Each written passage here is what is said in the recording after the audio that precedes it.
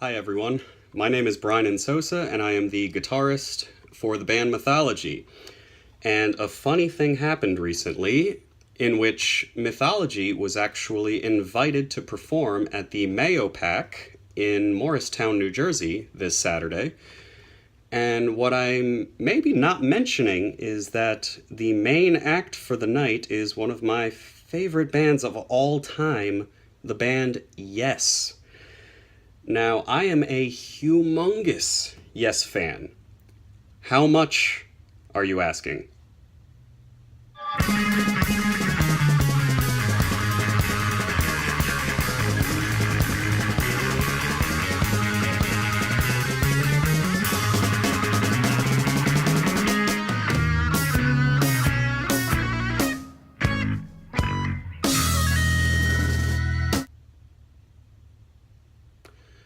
Anyway, so the only two people I know that may be bigger Yes fans than myself are actually Denise Paz and Scott Carmichael, who is actually the bass player of Mythology's father.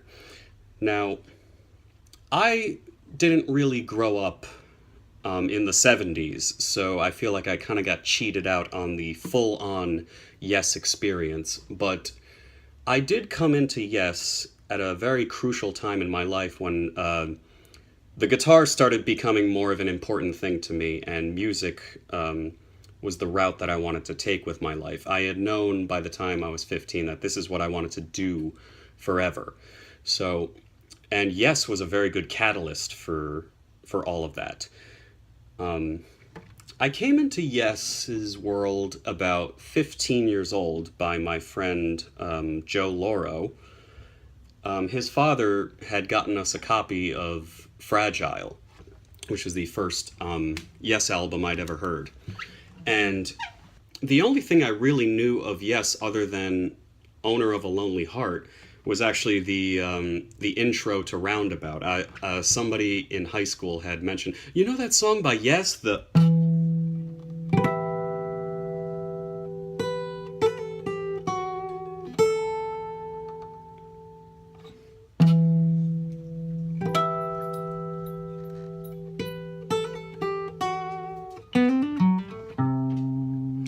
So that was really the only my very limited knowledge of Yes sort of started and ended there.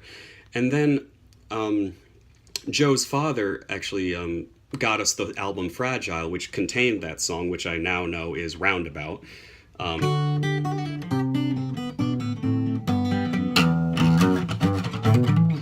we got Chris Squire's bass line on that, which is phenomenal. But I did not stop listening to the album Fragile, like, at all. That was the only thing in my Sony Discman, if anybody remembers those things. The only thing I would listen to was Fragile, sophomore year of high school, until I heard the Yes album, which was their album right before Fragile. And the most noteworthy thing I remember was hearing the song Clap, which was sort of like a chicken pickin' sort of Big Bill Brunsy or Chet Atkins type guitar solo piece on the acoustic, and it was all done live. It was done live by a young man at the time named Steve Howe, who is, to this day, one of my favorite guitar players of all time. So I heard the song Clap, which is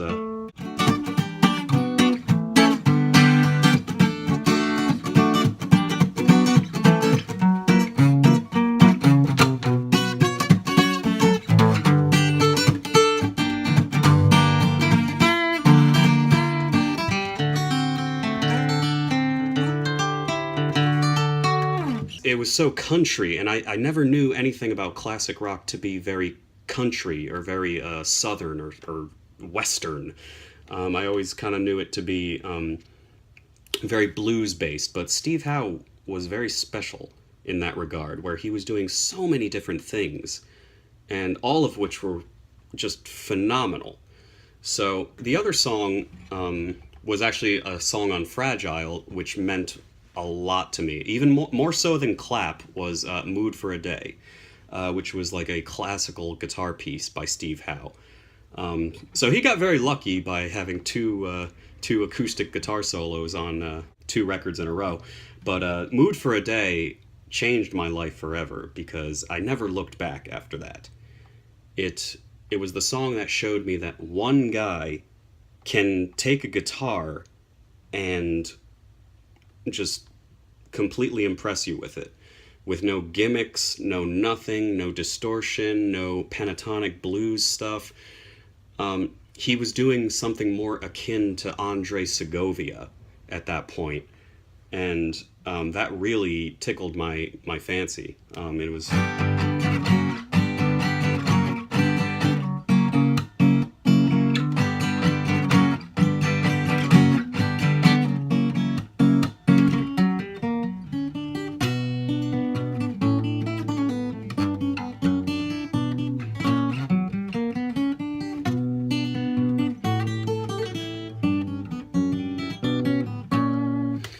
And it was very Spanish, and it was very classical and almost a little flamenco at times, and it just completely blew my mind as a young boy. And I knew from the moment I heard that song that that's what I wanted to do on the guitar. I wanted to be as eclectic and as versatile as humanly possible. And it was all because of Steve Howe. And just he was pulling out at all stops. He was playing sitar, he was playing pedal steel, he was doing solo acoustic with like chicken picking Chet Atkins type stuff. He was doing Andre Segovia classical type stuff. He was doing archtop jazz playing. Like Charlie Christian. And he was doing like psychedelic textures in the background with like a ton of delay and stuff. He was doing mandolin, and he was above all that, he was doing like full blown shredding.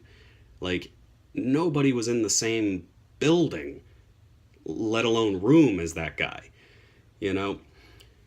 And his eclecticism was one of the most important things to me growing up, and it really, really molded me into the musician that I am today. And I'd like to take this opportunity to thank the MAYO PAC for even considering letting Mythology be the pre-entertainment for the Yes Show. And I'd also like to thank Darius Frowner, who is the man who put this together for Mythology. I just want to say this Saturday, August 13th, at the MAYO Performing Arts Center in Morristown, New Jersey, there will be a wonderful performance by Yes, one of the greatest bands of all time. They will be doing their album Drama, and they will also be doing sides 1 and 4 of one of their masterpieces, Tales from Topographic Oceans, which I actually just got done listening to. Love that album. And not only that, but my band, Mythology, will also be playing a little bit before Yes. So please, if you're not doing anything, I would really appreciate if you guys came out to the MAYO PAC and watched Mythology perform music for the men who inspired it. So this is Brynen Sosa signing off.